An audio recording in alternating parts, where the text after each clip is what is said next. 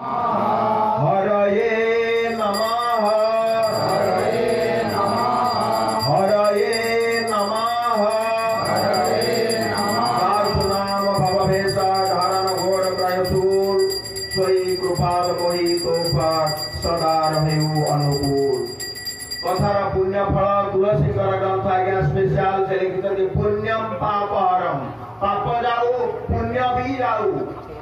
लुगा सफा करुचे मैला जाऊ साबुन फेण भी जाऊ।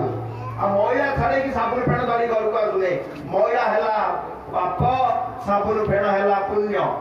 मैला जाऊ साबुन फेण जाऊ मैला तो जाइछि निश्चित जो साबुन फेण लागि जो पुण्य ताको आमे काहार अर्पण करबा। जो लक्ष्मीशंक कृपारू बसिक आम 9 दिन काल निर्विघ्न आनंद शांति पाठ करे श्रवण करे आनंद बनईचे से कथार पुण्य फल।